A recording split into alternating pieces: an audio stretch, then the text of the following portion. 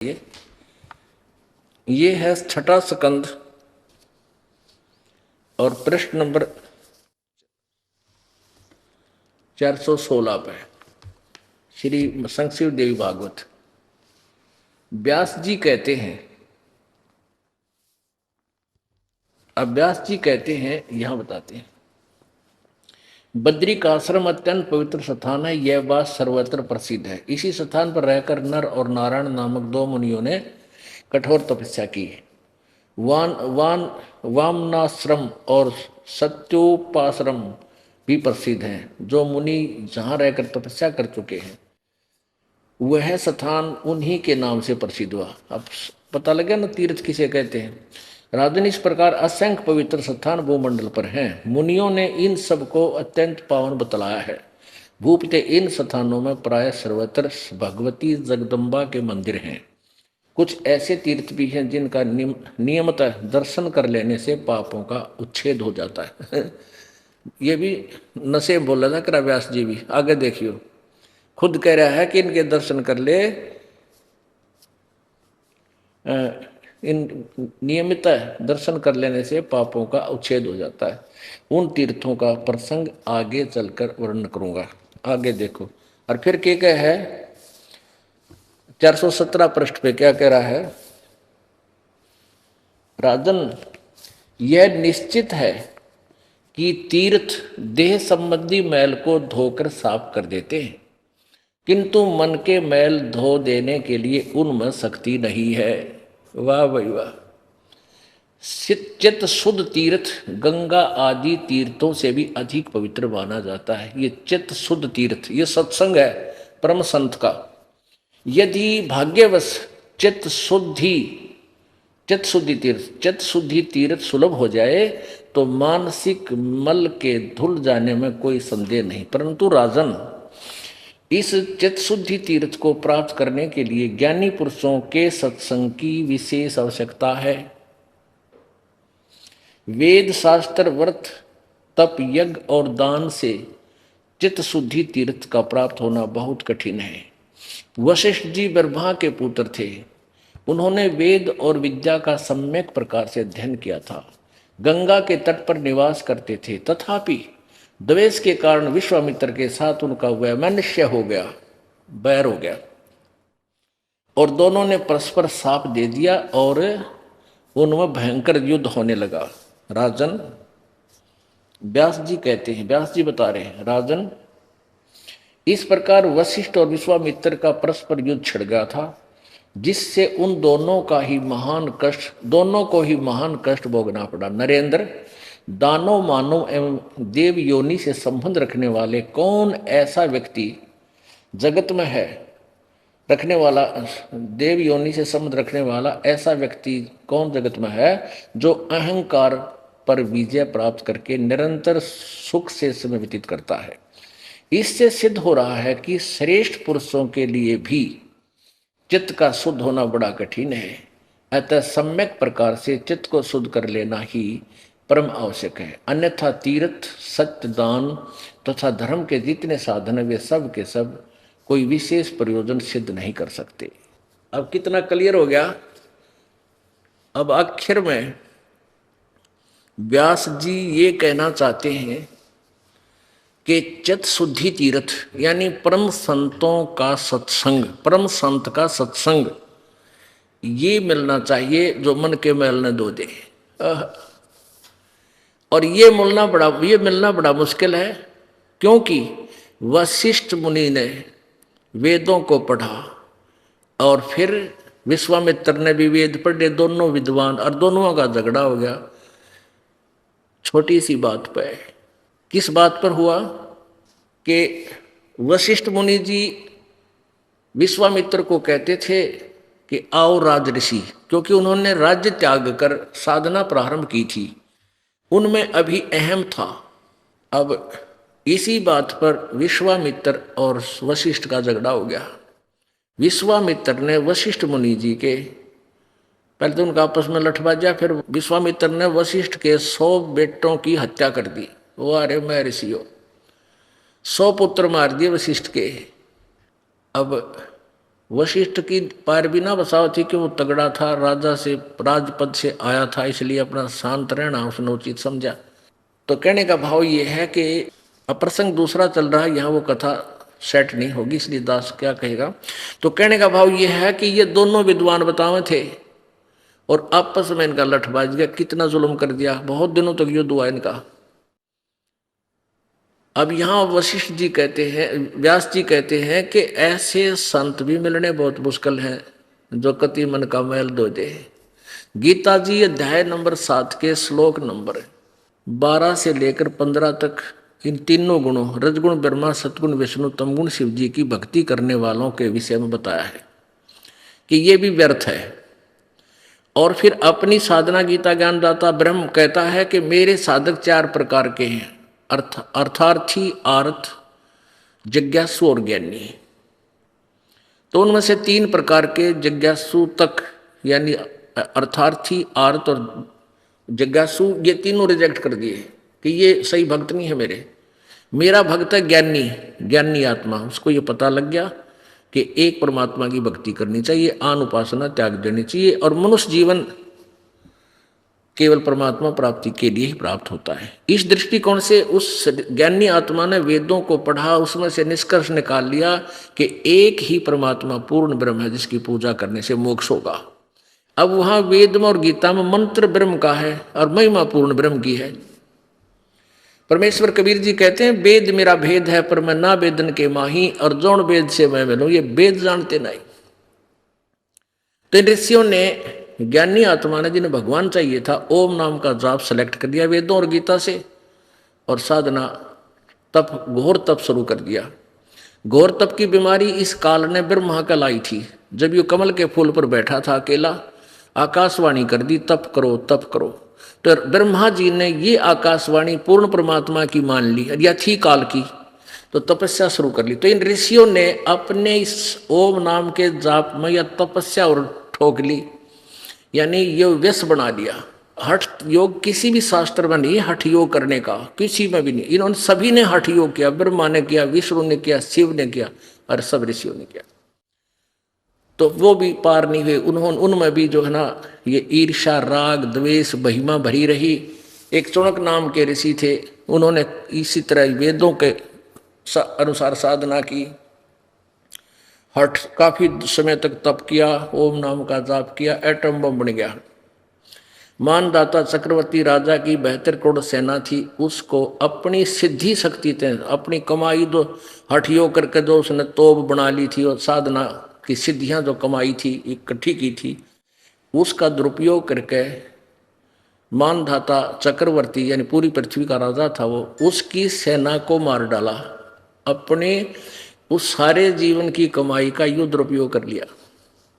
इसलिए गीता जी अध्याय नंबर 7 के श्लोक नंबर 18 में कहा कि ज्ञानी आत्मा है तो उद्धार है, ये परमात्मा के लिए न्यौछावर है। लेकिन ये पुण्यात्मा मेरे वाली अनुत्तम गति में स्थित है, क्योंकि ब्रह्म साधना भी मोक्षदायक नहीं है, ऐसी ही दुखदायक है। कि जैसे उस तुड़क ऋषि ने साधना की परमात्मा पाने के लिए, भगवान मिला नहीं, उसके लिए तो थ्योरी बना दी, निराकार है, दिखता को नहीं, और उससे होगी सिद्धियां, वो एटम बम बन गया। उसका दुरुपयोग करके और सब ऋषियों में सुप्रीम हो गया। और को हो भाई उसने इतना काम कर दिया, एक 72 करोड़ सेना मार दी अपनी पुतलियों से, इससे ये ऋषि पा किए, इनकी महिमा होगी, डरते इनको प्रणाम कर, छेड़ियो ना, क्योंकि तो भरड़ है, सर्प बन गए, नंबर डंक बन गया, और कोई छेड़ा उसका डंक मार दे, आप पढ़ रहे फिर सांप से। तो परमात्मा कबीर परमेश्वर जी कहते हैं, 72 सोनी खा गया वो चुनक ऋषीश्वर एक, दे धारे जोरा फिर ये सभी काल के बेख। 72 सोनी खा गया ये चुनक ऋषीश्वर, ऋषियों में भी महान ऋषि माना जाने वाला 72 सोनी खा गया। और चुनक ऋषीश्वर एक कहते हैं दे धारे या मौत फिरे, ये ऋषि नहीं है तो मौत थी चलती फिरती। ये सभी काल के भेख, ये ब्रह्म तक के साधक, काल के साधक, काल के भेख। गीता जी अध्याय नंबर 7 के श्लोक नंबर 19 में स्पष्ट किया है कि बहु नाम जन्मा नाम अंते ज्ञानवान माम प्रपतजे। और वासुदेव सर्वमिति सहमात्मा सो दुर्लभ है। ये बहुत जन्म जन्मांतर के किसी अंत के जन्म में कोई ज्ञानी आत्मा ब्रह्म तक की साधना करता, नहीं तो नीचे के भैरव भूत बेतालों में देवताओं में उलझे रहते हैं। और ये बताने वाला कि वासुदेव यानी पूर्ण परमात्मा ही भक्ति भक्ति के योग्य है, वही मोक्षदायक है, वही पाप नाशक है, वही पूजा के योग्य है, उसी की भक्ति करनी चाहिए, नथिंग एल्स। ये बताने वाला साधु तो बड़ी मुश्किल से मिलेगा। सहमात्मा सुदुर्लभ है। तो यहां व्यास जी भी यही कह रहे हैं कि जो इस मन के मैल ने धो दे, ऐसा सत्संग करने वाला संत आपको बहुत मुश्किल से मिलेगा। और बात तेरे काम न आवे तू संतों शरण लाग रे, के सोवे गफलत में बंद।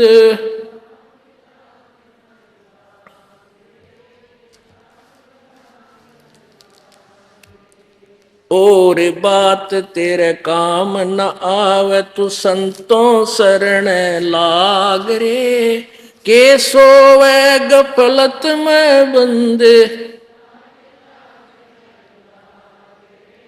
जाग जाग नर जाग रे।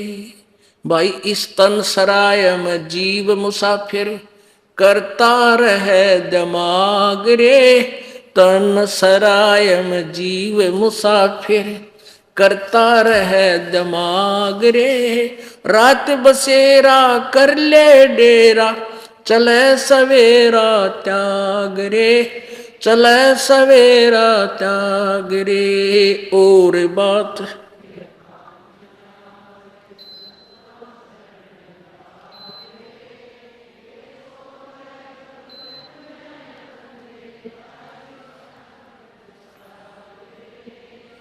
जाग जाग नर जाग रे।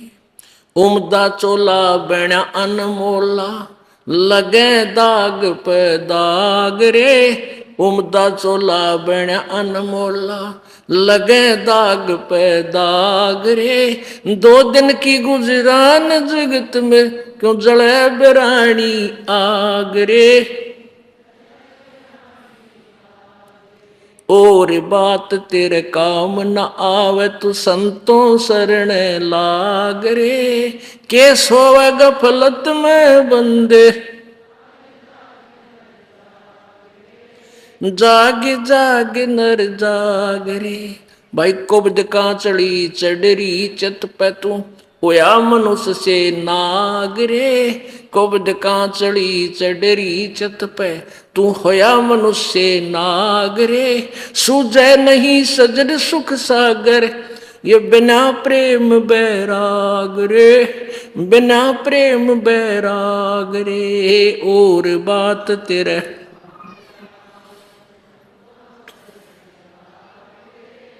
के सोवे गफलत में बंदे, जाग जाग नर जाग रे। जाग जाग नर जाग। भाई हर सुमर सो हंस कवावे, यो कामी क्रोधी काग रे। हर सुमर सो हंस कवावे, यो कामी क्रोधी काग रे। बोरा न भर में विष के बन में, चल बेगमपुर बाग रे। चल बेगमपुर बाग रे। और बात तेरे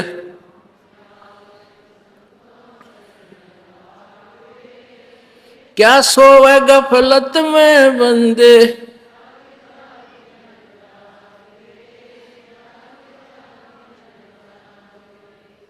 भाई शब्द सैन सतगुरु की पेछाणी, यु पाया अटल सुहाग रे।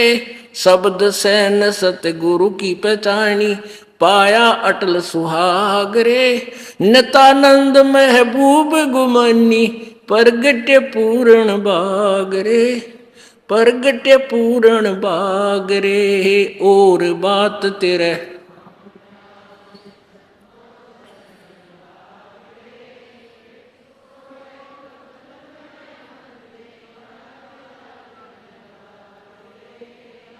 जाग जाग नर जाग रे, और बात तेरे काम न आवे, तू संतों शरण लाग रे। के सोव गफलत में बंदे, जाग जाग नर जाग रे, जाग जाग नर जाग। सत साही किसी भी सदग्रंथ या संत के विचार आप देखोगे, सर्वप्रथम परम संत की आवश्यकता पर जोर दिया है। पवित्र गीता जी अध्याय नंबर 4 के श्लोक नंबर 34 में कहा है कि अर्जुन, उस पूर्ण परमात्मा के तत्व ज्ञान के बारे में मैं अपरिचित हूं। उस तत्व ज्ञान को तू तत्वदर्शी संतों के पास जाकर समझ, उनको दंडवत प्रणाम करने से और कपट छोड़कर उनके सामने प्रसन्न करने से वो तत्वदर्शी संत आपको तत्व ज्ञान कराएंगे। इसी प्रकार यजुर्वेद अध्याय नंबर 40 के मंत्र नंबर 10 से लेकर 13 में यही प्रकरण दिया है कि तत्वदर्शी संत ही आपको यथार्थ ज्ञान बताएंगे। इससे सिद्ध है कि गीता जी का ज्ञान इनकम्प्लीट है और गीता ज्ञान दाता सर्वज्ञ नहीं है, और वेद ज्ञान दाता भी सर्वज्ञ नहीं है। उसने भी इन गीता और वेदों से भिन्न ज्ञान जानने वाले उस तत्वदर्शी संत की तरफ संकेत किया है। और इसी प्रकार ये महात्मा नित्यानंद जी कह रहे हैं, भले ही ये विष्णु जी के उपासक थे, लेकिन टर्म एंड कंडीशन एक जैसी ही होती है। जैसे कोई बच्चा खेल में खेलता है डिस्ट्रिक्ट स्तर पर, डिस्ट्रिक्ट लेवल पर यानी जिला स्तर पर, तो नियम वही होते हैं। और कोई खेलता है फिर राज्य स्तर पर, कोई फिर अपना नेशनल स्तर पर, देश के आखिरी जो मैच होता है, और फिर इंटरनेशनल स्तर पर यानी विदेशों के साथ भी जो खेल खेलता है, तो सबके नियम एक जैसे हैं। सर्वप्रथम संत पूरा हो और फिर शिष्य भी पूरा हो, यानी प्रत्येक मर्यादा का पालन करता हुआ इस राम नाम के गेम न खेले, जब सफल होगा। कहते हैं बाजी से राजी नहीं ये संतानाल खुशहाल, ये मल अखाड़ा जीतेंगे भाई युगन युगन के माल। ये भक्ति रूपी अखाड़े में आप जी सिलेक्ट हुए हो, आप ना जाने कितने जन्मों तो भक्ति करते हुए आ रहे हो। जैसे एक पहलवान होता है, वो पहले बहुत प्रैक्टिस करता है, घी घा खाता है, मालिश करता है, दंड पेलता है, तब की तब वो कुश्ती लड़ता है तो सफल होता है। तो उन्हीं में से सफल होते हैं जो प्रैक्टिस कर रहे हैं। तो आप जी काफी युगों से आ रहे हो इस भगवान के बल अखाड़े में, पहलवान हो सभी, बहन बेटी भाई बुजुर्ग जितने भी बच्चे बूढ़े, ये पिछले जन्म जन्मांतर के खिलाड़ी हो उस मालिक के खेल के। तो इन्हीं में से पास होंगे, इन्हीं में से पार होंगे। कहते हैं बाजी से राजी नहीं ये संतानाल खुशहाल, ये मल अखाड़ा जीतेंगे युगन युगन के माल। बोलो सतगुरुदेव। परम पिता परमात्मा सर्व सृष्टि रचनहार कुल मालिक कबीर देव, कबीर साहब, अल्लाहु अकबर, ये वही परमात्मा है जिसने सर्व ब्रह्मांडों की रचना की है। उस परमेश्वर का नाम कबीर है, जो उसी नाम से युक्त वो परमात्मा कलयुग में प्रकट होते हैं। वो परमात्मा काशी शहर भारतवर्ष की पवित्र धरातल पर, धरती पर सन 1398 संवत 1455 को ज्येष्ठ सुदी पूर्णमासी के दिन सतलोक से चलकर आए, एक शिशु रूप धारण किया और काशी में बने एक लहर तारा नामक तालाब में विकसित कमल के फूल पर वो पूर्ण परमात्मा विराजमान हुए, एक बालक रूप धारण करके। उस परमेश्वर को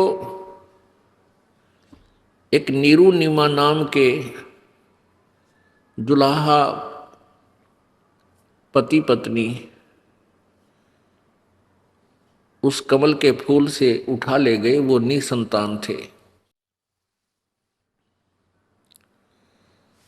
परमेश्वर ने एक मनुष्य की लीला की, एक जीवन, एक साधारण मनुष्य की तरह जीवन जी करके एक एग्जाम्पल कोड किया, हमारे लिए उदाहरण बनाया कि परमात्मा पाने के लिए ना जाति विशेष की आवश्यकता है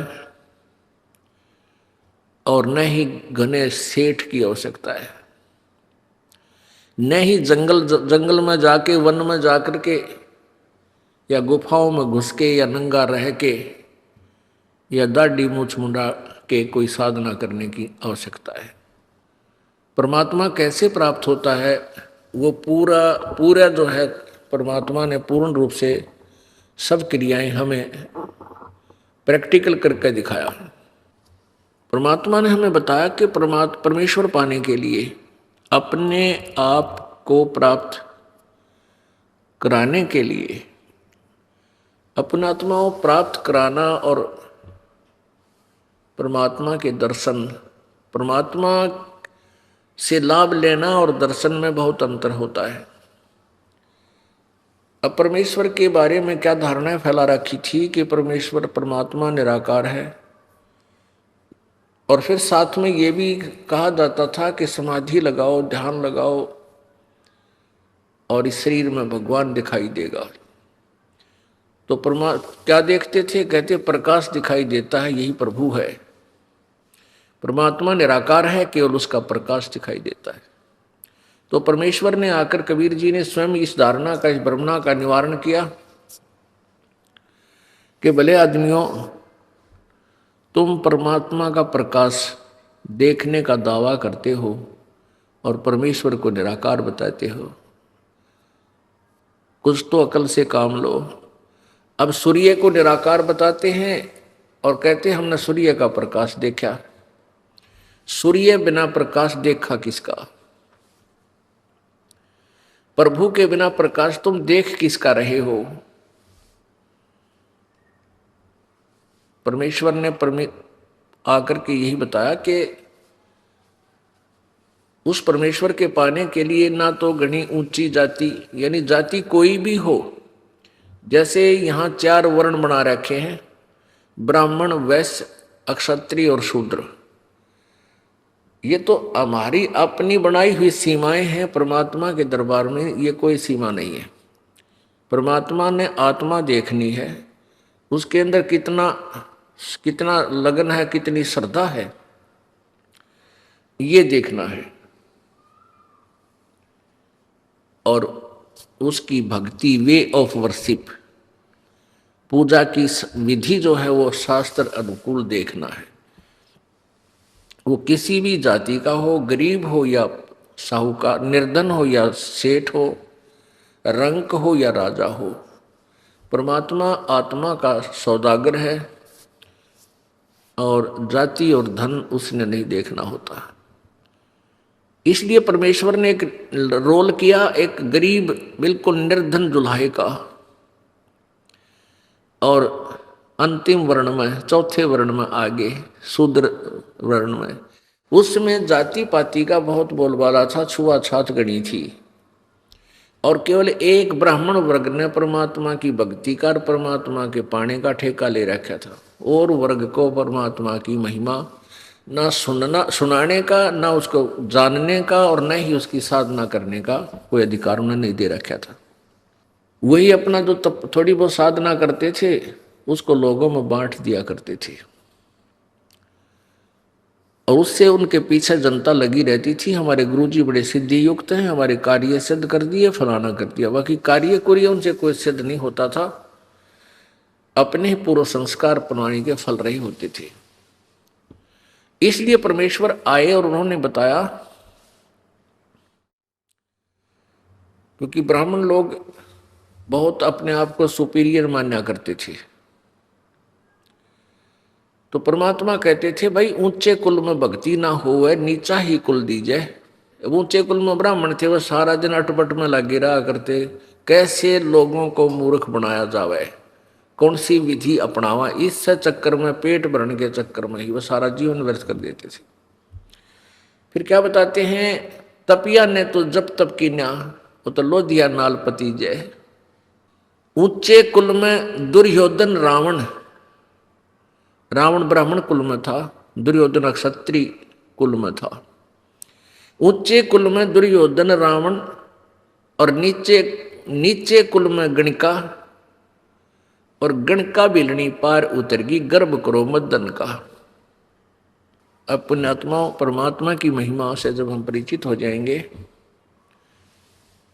तभी हम भक्त बनेंगे, तभी हम योगी होंगे, तभी हम स्थिर होकर के भक्ति कर सकेंगे।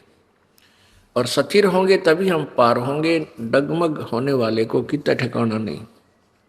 परमेश्वर कबीर जी ने अपना एक जीवन ऐसे ही व्यतीत किया जैसा कि आपने ऋग्वेद मंडल नंबर 1 सूक्त नंबर 31 के मंत्र नंबर 17 में पढ़ा कि वो परमात्मा कबीर, वो पूर्ण परमात्मा मनुष्यवत परमात्मा जो है वो परमेश्वर मनुष्य की तरह शरीर युक्त है और एक साधारण मनुष्य की तरह एक लीला करता है। अपने जन साधारण जैसे अपना धन काम करके रोजगार करता है, रोजगार करके रोजी का व्यवस्था करता है। वो परमात्मा प्रत्येक युग में ऐसे एक लीला करता है, अपने काम जन साधारण व्यक्ति की तरह सारे काम करता है। तो उसमें ये कहा गया कि हे परमात्मा, एक बार फिर उसी तरह आओ जैसे आप पहले आते रहे हो और हमें ज्ञान बताओ।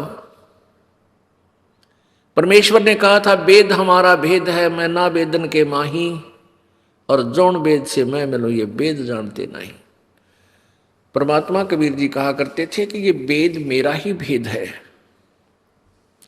मेरी ही महिमा ये चारों वेद गा रहे हैं, सुना रहे हैं। परमात्मा ये करता है, परमात्मा ये करता है, परमात्मा ऐसी लीला करता है, लेकिन मेरे पाने की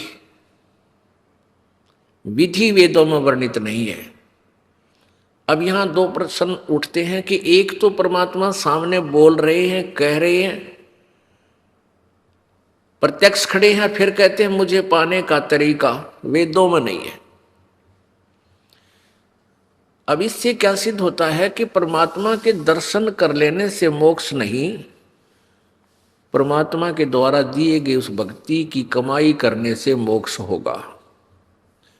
नहीं तो परमेश्वर 120 वर्ष रहे, जिनको अच्छी आत्माओं ने भी दे दर्शन किए, बुरा ने भी किए, जो उनके विरोधी थे उन मार मार कर रहे थे उनके पीछे, उन्होंने भी दर्शन किए। दर्शन से मोक्ष नहीं है, परमात्मा के उस मंत्र से मोक्ष है।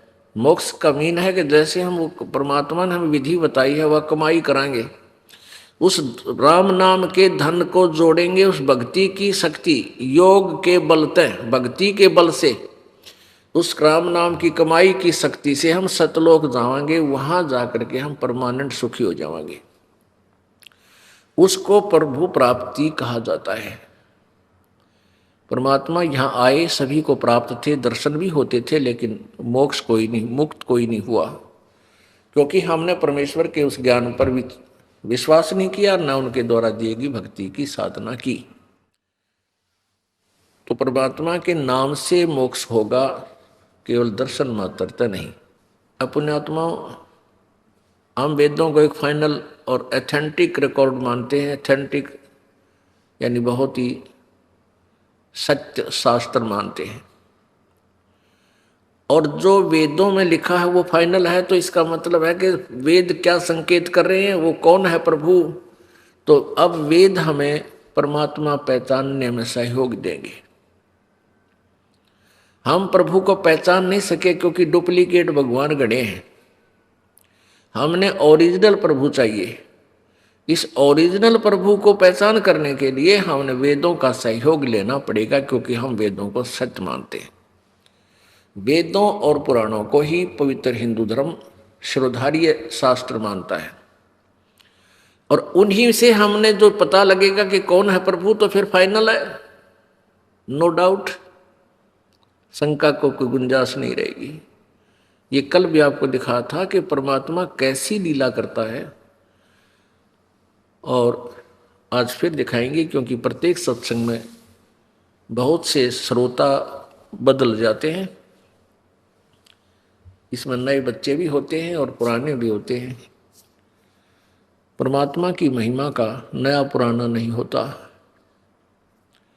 जैसे हम प्रतिदिन आहार करते हैं, सुबह रोटी खाई, शाम में फिर भूख लगी, तो आप स्वस्थ हैं। यदि सुबह भोजन खाया, शाम को रुचि नहीं बनी, तो आप अस्वस्थ हो चुके हैं। गड़बड़ कोई भी हो, कोई भी कारण हो सकता, आपको जबर भी हो सकता है, या आपको जो है कोई पेट में भी गड़बड़ हो सकती है, यानी है हो अस्वस्थ। उसका क्या तरीका है कि फिर रोटियों में रुचि नहीं है तो गोली कड़वी दवाई लेनी पड़ेगी, ना चाहते हुए भी फांका मारना पड़ेगा, और फिर स्वस्थ हो जाओगे। फिर रोटी ठीक और फिर स्वादिष्ट लगेंगी। ऐसे ही परमात्मा की महिमा जितनी बार भी आप सुनते हो और उतनी ही बार आपको रुचि कर लगती है, तो आपकी भक्ति और आपके संस्कार बिल्कुल स्वच्छ चल रहे हैं, स्वस्थ चल रहे हैं। और आपको ये लगता है जो सुन रखा है, कई क्या कहते हैं बहन भाई, एक आध बोले भगत ने कहा जी सत्संग चल रहा हो, जब मैं सुमरण कर लूँ, बता 2 घंटे में तू कहला तोड़ेगा सुमरण का, सत्संग नहीं सुनता, बाकी अब 24 घंटे में तू क्या करेगा, फिर क्या करेगा। तो इसे सिद्ध है कि उसको इन वचनों में रुचि नहीं रही, वो ईसाई सुमरण करेगा। फिर कहने का भाव ये है दास का कि जब सत्संग चल रहा है तो एक एक शब्द पर गौर करे, ये भी स्मरण है आपका। रह के मालिक याद आता है, इसका नाम स्मरण होता है। उसकी याद, उसकी तड़फ, यह एक न्यारी एक अलग कमाई होती है। इस भक्ति की ही कमाई में से ये एक उसका पार्ट है, अंग है। एक समय आपने गोरखनाथ जी के विषय में बहुत सुना है, क्योंकि हमने इन संतों ऋषियों की पहले कथा बहुत घनी सुन रखी थी। और कबीर जी को तो हम एक सिंपल एक कवि मान्या करते हैं, ये तो एक कवि है और जुल्हा था बस। और जो सिद्धि वाले संत थे, वो उनको हम संत ऋषि महाराज महात्मा मान्या करते थे। गोरखनाथ जी में इतनी सिद्धि थी, एक समय गोरखनाथ जी के गुरु मच्छंदर नाथ जी, ये नाथ संत नाथ जो परंपरा वाले होते हैं, ये कनपाड़े नाथ, उगड़नाथ, बिना कनपाड़े, ये सारे शिवजी के पुजारी होते हैं। और शिवजी भगवान के पास 8 सिद्धियां हैं। इन 8 सिद्धियों में से किसी को 1 खिलौना दे देता है, किसी को 2 दे देता है, किसी को 3 दे देता है। 1 2 3 बस, कोई ज्यादा से ज्यादा किसी को 4 पूरी नहीं देगा, क्योंकि फिर तो उससे सुप्रीम उसी के बराबर हो जाते हैं। 1 2 खिलौना दे देता है, जिस कारण से वो हल्दी की गांठ प्राप्त करके पंसारी बन जाते हैं। और परमात्मा कबीर जी कहते हैं, शब्द महल में सिद्ध 24, हंस बिछोड़े बिस्वे बीसा। गरीबदास जी बता रहे हैं अपने कबीर परमेश्वर की महिमा, कि हमारे कबीर भगवान ने जो हमें मंत्र दिया है, उसमें 24 सिद्धियां आ जाती हैं आपको। आप ऐसा सिमरण कर रहे हो, इस मंत्र से आपको जब ये तीनों मंत्र मिल जाएंगे और सच्ची लगन से आप जाप करते रहोगे, आपके अंदर 24 सिद्धियां आ जाएंगी। लेकिन इनको कभी भूलकर भी प्रयोग नहीं करना, नहीं तो आपका काम बिगड़ जाएगा। क्योंकि फिर आपकी प्रभुता बन जाएगी, लोग आपके पीछे पीछे घूमने लग जाएंगे, आप झाड़े लाने लग जाओगे, किसी को आशीर्वाद, किसी को बद्दुआ, और अपने सारी कमाई को यही नाश करके चले जाओगे। ऐसा ही ये ऋषि और सिद्ध लोग करते रहे। पहले तो डड़े डोयाते, बैटरी चार्ज कर लेते, जंगलों में बैठ कर, वन में जाकर 10 15 12 वर्ष, और फिर आकर के नगरों में किसी का आशीर्वाद, किसी को बद्दुआ, दोनों का, किसी का नाश, किसी को लाभ, ऐसे करके आप भी जैसे थे गोरखनाथ जी के गुरुदेव मच्छंदर नाथ जी वो कंवारे थे, ब्रह्मचारी थे। अर्धेक काल की जाल ए भगवान।